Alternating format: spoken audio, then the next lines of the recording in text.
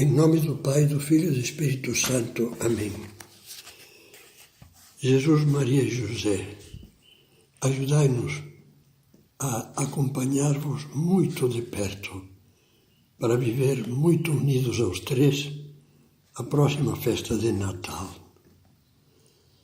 Nessa preparação para o Natal, que é como uma novena, nós vamos fazer agora a 7ª meditação, contemplando o nascimento de Jesus em Belém.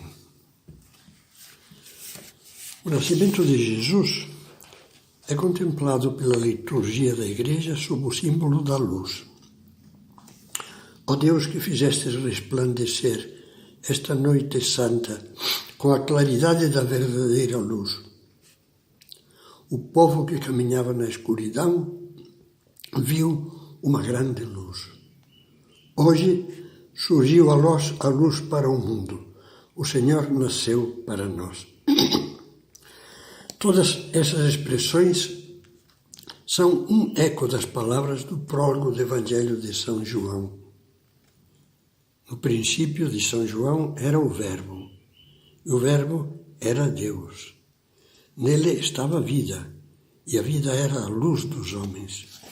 Era a luz verdadeira, que vindo ao mundo ilumina todo homem. E o Verbo se fez carne e habitou entre nós. Nesta meditação, vamos procurar ser mais contemplativos.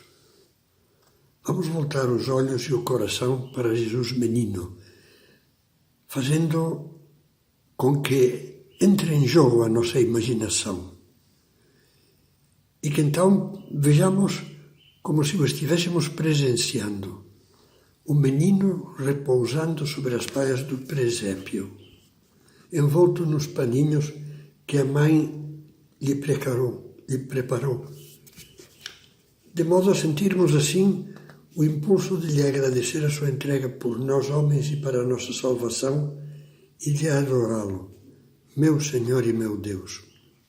O menino que vemos deitado na manjedoura é Deus feito homem. É o Redentor que vem para nos salvar. Tanto amou Deus ao mundo, diz o Evangelho após a conversa de Jesus com Nicodemos, no capítulo 3 de São João. Tanto amou Deus o mundo que lhe deu o seu Filho único, pois Deus não enviou o Filho ao mundo para condená-lo, mas para que o mundo seja salvo por ele. Este é o coração da nossa fé. O menino nos dá a certeza de que Deus, que é amor, nos ama com loucura. Deus é amor, escrevia São João. Nisto se manifestou o amor de Deus para conosco, em nos ter enviado o seu Filho único para que vivamos por ele. Ninguém jamais viu a Deus. O Filho único, que está no seio do Pai, foi quem o revelou. O mistério da encarnação extasiava esse apóstolo, especialmente amado por Jesus. Eu levava a dizer na primeira carta: nós o vimos com os nossos olhos, nós o contemplamos, nós o ouvimos, nós o tocamos com as mãos. E como que lamentando a tristeza dos que são incapazes de ver, de ter fé, acrescentava: aquele que não ama não conhece a Deus, porque Deus é amor. Jesus nos ama, a você, a mim, a cada um, com toda a força do seu amor divino e humano. É um amor que tem 2 sinais de autenticidade. Em primeiro lugar, é uma doação plena. Um amor que não se dá não é amor. Mas a entrega de Cristo não é um dar-se qualquer.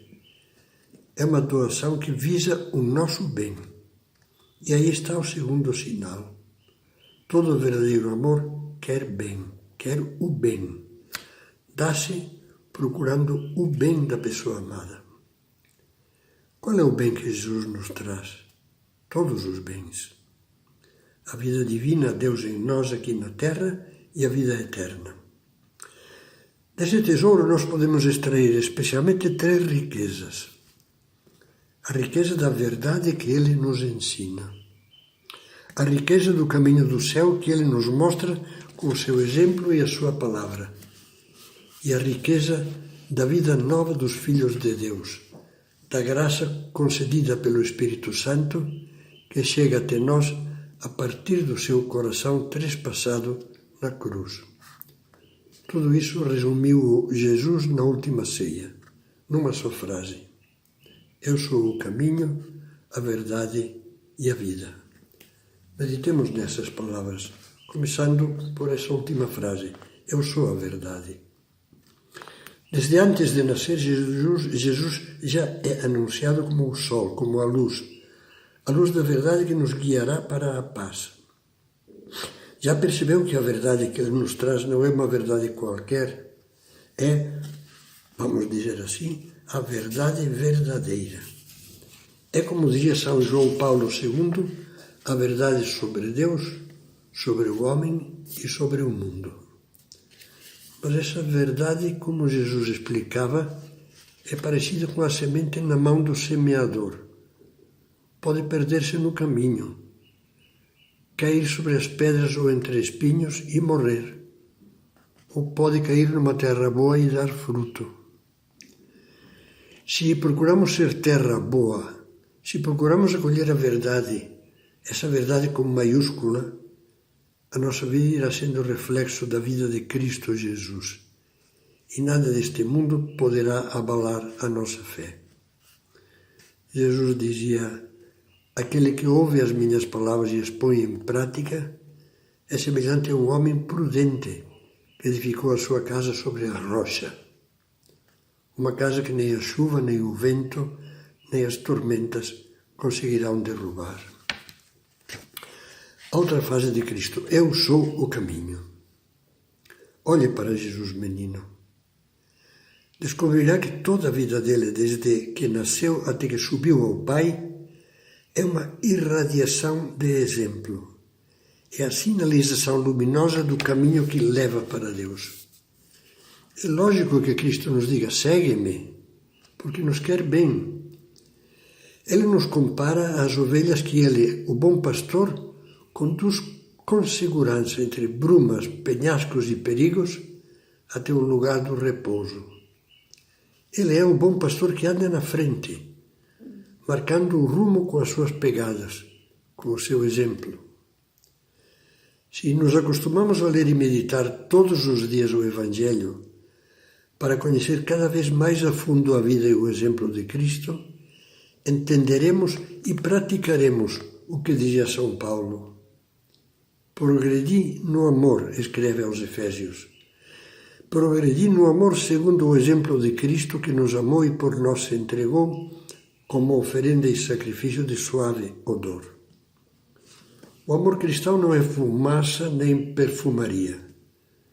Não é uma teoria, não é uma paixão que arde e se evapora. Ou ele se manifesta por obras e de verdade, com frase de São João, ou é uma miragem. Deve se concretizar na prática das virtudes. Deve ser um amor generoso, compreensivo, dedicado, paciente, constante, forte na adversidade, caridoso, gentil, prestativo e justo e discreto. Um amor que cada dia cresce na entrega a Deus e ao próximo. E a terceira frase: eu sou a vida. Com o olhar e o coração fixos no menino, pensemos na terceira coisa que ele nos diz: eu sou a vida. Jesus é Deus que se faz homem para que o homem, de uma maneira que não há palavras para expressar, se faça Deus. Se torne, como dizia São Pedro, participante da natureza divina. É um pensamento que, desde os primeiros séculos do cristianismo, deixava pasmados os santos, inebriados de alegria e de agradecimento. Significa que Jesus nos traz a graça divina, a graça do Espírito Santo, que nos une intimamente a Ele e nos faz participar da sua própria vida, da vida divina. Da sua plenitude, diz São João, todos nós recebemos, e graça sobre graça. Pois a lei, aqueles 10 mandamentos, foi dada por Moisés. A graça e a verdade vieram por Jesus Cristo. A graça do Espírito Santo, recebida pela primeira vez no batismo, nos faz renascer para uma vida nova, transformando-nos em filhos de Deus. O Novo Testamento traz expressões belíssimas desse mistério. Por exemplo, São João afirma que a graça nos dá o poder de nos tornarmos filhos de Deus.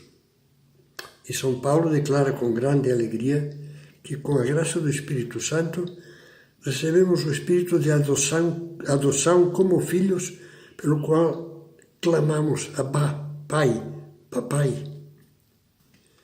Jesus foi e sempre será a fonte de toda a graça, uma fonte que não para de jorrar. Aquele que tiver sede, venha a mim e beba, diz-nos, e nos promete derramar em nós sem medida o Espírito Santo, amor de Deus que santifica. Jesus é como um manancial, de onde brotam as 7 fontes, pelas quais nos vem principalmente a graça, os 7 sacramentos. Cada um deles nos une a Deus e aos irmãos de uma maneira própria. O batismo purifica-nos da culpa original e nos transforma, como víamos, em filhos de Deus, irmãos dos filhos de Deus. A crisma dá-nos a força do Espírito Santo para sermos cristãos responsáveis, maduros e ativos no apostolado. A reconciliação ou confissão cura a alma doente e ressuscita a que está morta pelo pecado. A Eucaristia une-nos intimamente ao sacrifício redentor de Jesus, que se faz alimento, vida da alma, e oferece companhia de amigo no sacrário. O sacramento da ordem faz com que os que o recebam com a ordenação sacerdotal, que são os bispos e presbíteros, sejam instrumentos vivos de Cristo sacerdote, ajudados pelo ministério dos diáconos. O matrimônio implanta a poderosa semente da graça sacramental e a caridade de Deus no amor dos esposos e dos pais. E a unção dos enfermos é a mão carinhosa de Jesus que nos ergue da doença, ou, quando é o caso, nos encaminha definitivamente para o céu. E assim os 7 sacramentos, juntamente com as virtudes e com a força poderosa da oração, que é a respiração vital da alma do cristão, vão nos identificando com Cristo, vão nos transformando nele. Fazem com que pensemos como Cristo, sintamos como Cristo, amemos como Cristo, vivamos como Cristo. Isto é a vida cristã. Ser um outro Cristo.